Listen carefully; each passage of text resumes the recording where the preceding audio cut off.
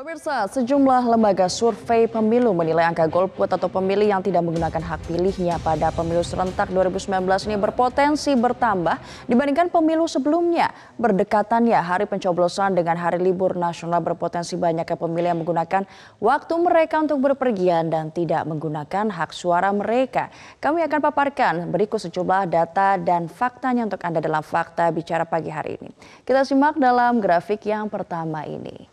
Berdasarkan survei dari CSIS atau Center for Strategic International Studies, 7% pemilih diperkirakan berencana libur saat pemilu. 7% dari pemilih itu kalau diperkirakan ada sekitar 13 juta orang yang sudah berencana untuk liburan saat pemilu. Kenapa hal ini bisa terjadi pemirsa? Karena kalau kita lihat 17 April itu hari Rabu. Sementara itu hari Jumatnya merupakan hari libur nasional, hari Jumat Agung. Hari Minggunya hari Paskah. Nah apabila kalau hari Rabu, hari Jumat sampai hari Minggu ini adalah hari libur, berarti memang banyak sekali orang yang merencanakan untuk berlibur sepanjang hari Rabu hingga hari Minggunya. Dan jika melihat tren sejak tahun 2004 lalu pemirsa, partisipasi pemilih atau tingkat golput ini ternyata masih tinggi loh. Kita simak ke grafis berikutnya. Nah kalau Anda sadar pemirsa dari tahun 2009 ini pemilu selalu saja dilakukan di hari Rabu. Misalnya 8 Juli 2009 itu adalah hari Rabu. 9 Juli 2014 itu hari Rabu. Dan nanti 17 April 2019 itu juga hari Rabu. Makanya itulah mengapa hari Rabu itu disebut juga dengan hari mencoblos. Mungkin Anda bertanya kenapa harus hari Rabu? Sebenarnya hari Rabu itu dipilih untuk mendorong peningkatan partisipasi masyarakat agar ikutan nyoblos menuju ke TPS bersama-sama. Karena kalau secara psikologis hari Rabu itu adalah hari kerja. Jadi tidak ada alasan bagi masyarakat untuk tidak mencoblos karena kalau dijatuhkan pada hari Jumat, Sabtu dan Minggu, masyarakat cenderung pergi berlibur pemirsa. Kita lihat bagaimana sebenarnya presentase golput di 3 pileg terakhir, pemilihan legislatif terakhir. Kita lihat dari 2004 angka golput dalam pemilihan legislatif itu mencapai 15,9%. 2009 angka golputnya bertambah tinggi, 29,1%. Tahun 2014, angka golput dalam pemilihan legislatif itu juga masih tinggi pemirsa, sekitar 24,89%. Kita simak presentasi golput di Pilpres, 3 Pilpres terakhir seperti apa. Kalau Anda lihat tahun 2004 ini putaran 1 angka golputnya masih di atas 20%, yakni 21,8%. Putaran kedua tahun 2004 juga Sami Mawon pemirsa masih 23,4%, berarti masih di atas 20%. 2009 angkanya juga masih 28,3% dan 2014 angka golput ini semakin tinggi dalam Pilpres yakni 30% alias lebih dari sepertiganya pemirsa.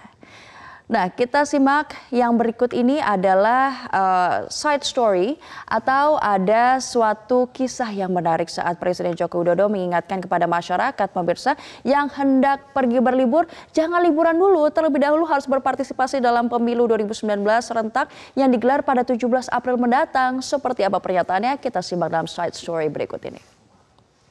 Jangan biarkan satu orang pun golput. Jangan sampai biarkan satu orang pun golput. Karena pemilu ini, pileg pilpres menghabiskan biaya yang triliunan. Sangat rugi besar kita kalau tidak menggunakan hak pilih kita. Karena ini menentukan arah negara ini ke depan. Jadi saya ajak sekali lagi, jangan ada yang berlibur. Atau mau berlibur silahkan. Nyoblos dulu, setelah itu baru jam 10, jam 8 nyoblos kan bisa, jam 8 nyoblos plus, jam 9 nyoblos plus, jam 10 langsung terbang, libur silakan. Tapi jangan sampai ada yang golput, jangan sampai ada yang tidak mencoblos di hari Rabu 17 April 2019. Nah pastikan pemirsa jam 8 nyoblos plus, jam 9 nyoblos plus baru boleh liburan. Itu kata Presiden Joko Widodo. Dan bagaimanakah pemaparan selanjutnya dan pembahasan selanjutnya? Kita langsung menuju ke rekan Kevin Egan berikut ini. Silahkan Egan. Ya Ajeng, terima kasih. Kita masih berkaitan dengan informasi yang sama. Pemirsa, kesuksesan pemilu tidak hanya menjadi tanggung jawab penyelenggara ataupun peserta pemilu, tetapi juga menjadi tanggung jawab bersama, termasuk Biro Perjalanan Wisata yang bisa mendorong masyarakat yang akan berlibur pada saat pemilihan tetap menggunakan hak suaranya. Lembaga survei CSIS, ada sedikitnya 7% warga Indonesia atau 13 juta warga Indonesia yang berencana untuk berlibur pada tanggal 17 April nanti dibandingkan untuk menggunakan hak pilih mereka. Nah, saya saat ini akan mengajak Anda untuk melihat langsung di beberapa biro travel seperti apa fakta di lapangan. Tanggal 17 April yang menjadi libur nasional disusul dengan 19 April yang merupakan tanggal merah wafat Isa Al-Masih, membuat sejumlah masyarakat memutuskan untuk pergi berlibur. Hal ini dapat dilihat dari peningkatan jumlah wisatawan yang membeli paket wisata pada libur panjang tersebut. Tercatat peningkatan sebanyak 7% wisatawan yang akan berlibur pada 17 April nanti melalui salah satu biro travel yang ada di kawasan Gambir, Jakarta Pusat ini. Rudiana selaku pemilik biro travel sekaligus wakil ketua Asosiasi Travel Indonesia mengakui tensi politik di Indonesia mempengaruhi minat kalangan menengah ke atas untuk berlibur ke luar negeri. Sementara pihaknya berusaha mendorong agar calon wisatawan tidak golput dengan menyediakan paket wisata yang mulai dilakukan pada Rabu siang pasca pencoblosan. Ini yang harus kita waspadai, bukan kita orang mau libur, boleh dong, boleh. Kita mengharapkan memang jangan sampai orang jadi tidak ikut memilih, karena ini kan 5 tahun sekali. Kami juga tidak membuat paket khusus liburan yang seperti itu, tapi ini memang kenapa ya? Berbarengan dengan tanggal 19-nya itu libur. Jadi ya memang kejepit. Rabu libur, Kamis masuk, kalau yang masih ada sekarang cuti aja orang, ya kan? Berarti habis nyoblos dia bisa pergi. Ada juga biro travel yang mengaku jumlah peminat wisata pada libur saat pemilu nanti meningkat cukup drastis, terutama untuk destinasi favorit seperti Bali, Belitung, dan Jepang. Namun pihak travel menjual paket wisata terhitung sejak 18 April. Selain itu, pihak travel juga selalu mengingatkan calon wisatawannya untuk berpartisipasi dalam pemilu serentak 2019 nanti. Memang perlu peran penting dari para biro travel untuk menyukseskan pemilu, yaitu dengan cara mengedukasi para calon wisatawan yang ingin berlibur saat 17 April nanti ataupun menggunakan paket-paket yang mungkin bisa berlaku pasca pemilu. Dari Jakarta, Yani Agustina, Sinta Novita, Mitra TV. Survei CSIS menyebutkan sekitar 7% pemilih atau sekitar 13 juta orang mengaku berencana berlibur pada tanggal 17 hingga 19 April mendatang. Menanggapi hal itu, Presiden Joko Widodo mengimbau masyarakat untuk menggunakan hak suaranya terlebih dahulu sebelum menjalani aktivitas liburan. Nah, untuk membahas mengenai hal ini sudah bersama dengan saya, peneliti dari CSIS, Arya Fernandes. Mas Arya, selamat pagi. Selamat pagi, Mas Evan. Hari ini adalah kabar baik, hari ini adalah tanggal merah, peringatan Isra Miraj. Berbicara mengenai tanggal merah, nanti tanggal 17 April 2 minggu lagi dan juga 19 ini tanggal merah, rata-rata orang memilih berlibur begitu kata dari CSIS. Ini untuk menemukan angka 13 juta orang dan 7% ini metodenya seperti apa, Mas Arya? Kami melakukan survei opini publik di tanggal 15 sampai 22 Maret. Jadi datanya relatif cukup baru gitu ya. Sampai 22 Maret ya? Ya, 22 Maret dan kita rilis beberapa hari yang lalu. Pertanyaan survei kita adalah apakah Bapak atau Ibu Saudara akan merencanakan liburan pada tanggal 17 April ketika pemilu serentak dilakukan. Di sekitar 7% orang mengaku akan sudah merencanakan liburan. Kalau kita konversi 7% itu ke total pemilih kita itu sekitar 13 juta orang pada hari H itu akan berliburan. Tapi mereka tahu ada pemilu nanti mereka tanggal 17. Tahu karena sekitar di atas 50% pemilih sudah tahu bahwa mereka bahwa akan ada pemilu serentak di tanggal 17 April dan sebagian besar juga sudah tahu TPS-nya ada di mana, kemudian bagaimana metode memilihnya, sebagian besar sudah tahu. Mereka yang memilih berlibur ini mengurus keperluan untuk tetap mencoblos tidak, Mas Arya? Nah, memang ini tantangannya ya. Kalau kita lihat tadi data di awal yang disampaikan bahwa angka golput setiap pemilu mengalami peningkatan. Pada saat yang sama tentu partisipasi kita juga mengalami penurunan. Data menunjukkan misalnya sejak 2004 Pilpres pertama itu partisipasi hampir menyentuh angka 80%, di angka 78. Tetapi di akhirnya nih di 2014 kemarin tingkat partisipasi tidak tembus angka 70%. Nah, kalau misalnya tren partisipasi yang menurun ini diperparah misalnya dengan cukup tingginya rencana orang berliburan, tentu juga menjadi tugas tugas bersama, terutama juga penyelenggara, bagaimana memastikan bahwa setiap orang tidak kehilangan hak pilihnya.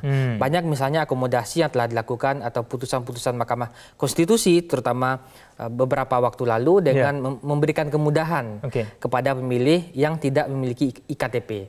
Nah, salah satu syarat pemilihan kan harus punya IKTP dan MK memutuskan boleh menggunakan surat keterangan perekaman di Dukcapil atau di perekaman tapi kalau untuk orang-orang yang melakukan aktivitas berlibur keluar kota begitu ya, untuk mengurus formulir A5 kan sudah lewat.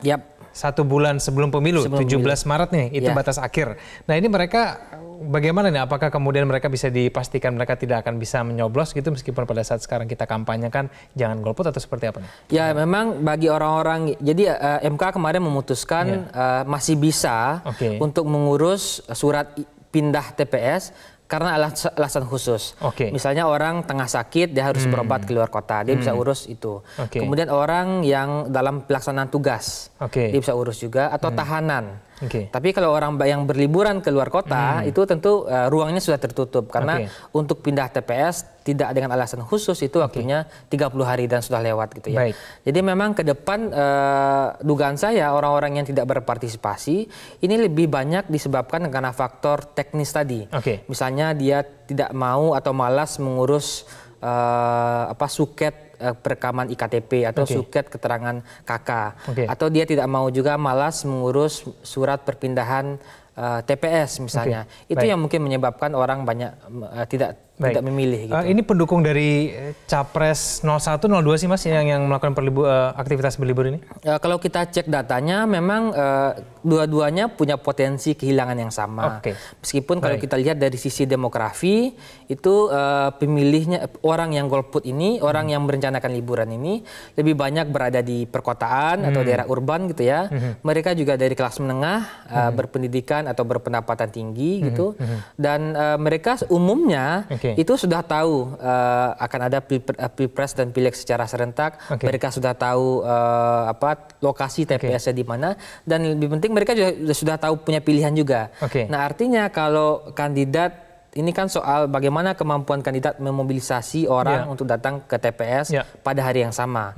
Nah kalau orang atau pemilih tersebut tidak bisa diyakinkan oleh kandidat mereka memilih liburan, ini tentu juga akan menjadi kehilangan bagi. Tapi paling tidak ini kan berarti paling tidak kedua pasangan ini sama-sama rugi kan? Sama-sama rugi gitu ya. Kalau kita cek datanya cross tabulasi antara rencana liburan dengan pilihan menunjukkan bahwa keduanya punya potensi yang sama kehilangan. Meskipun kalau kita lihat dari sisi demografi, terutama dari sisi agama, memilih saudara-saudara kita yang non Muslim itu lebih presentasenya itu lebih banyak yang merencanakan liburan dibandingkan saudara kita yang Muslim. Baik, Mas Syara, semoga saja kemudian yang tetap melakukan aktivitas berlibur tetap masih bisa mencoblos. Kalau misalnya di dalam kota, untuk keluar kota mungkin bisa mengurus segala keperluan, bisa saja mungkin masuk dalam persyaratan yang masih bisa mengurus surat keterangan. Begitu kita masih tetap mendorong masyarakat agar tetap golput karena suara Anda sangat berpengaruh. Terima kasih. Mas Syara telah bergabung sama kami di Metro Pagi Berantas. Selamat pagi.